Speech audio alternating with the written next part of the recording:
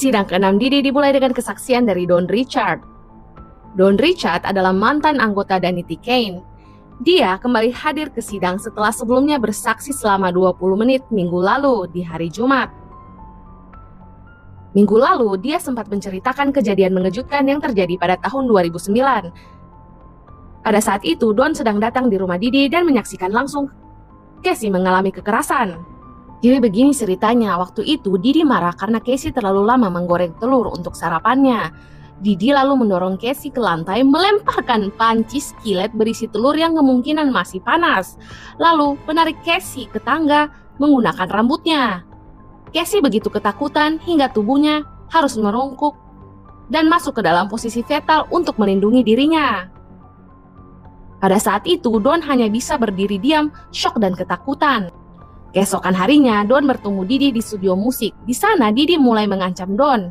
Didi berkata kepada Don, "Don, gue berasal dari daerah di mana orang menghilang jika terlalu ikut campur dengan urusan orang lain." Dengan kata lain, jika Don ikut campur dengan apa yang dilihat kemarin, kemungkinan Don akan dibunbun. Namun lucunya, setelah mengancam Don, Didi memberikan Don bunga. Tapi Don tidak berhenti di situ. Dia juga bilang kejadian ini bukan pertama kalinya.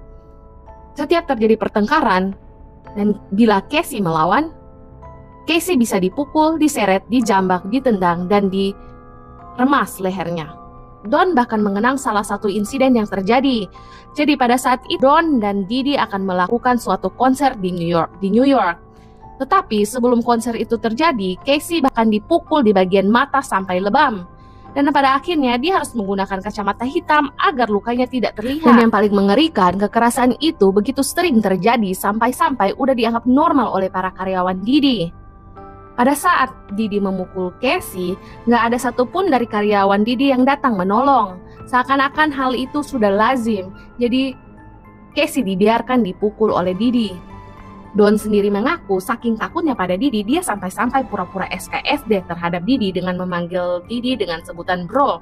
Hal ini dia lakukan untuk melindungi dirinya sendiri. Bukan hanya Casey yang melayangkan surat tuntutan terhadap Didi. Don pun pernah melayangkan surat tuntutan terhadap Didi atas tuntutan pelecehan seksual di tahun 2024. Don menuntut Didi sebesar $100 juta. Di akhir kesaksian Don, pengacara Didi melakukan pemeriksaan silang. Pengacara Didi menuduh Don bersaksi demi uang karena karir musiknya gagal.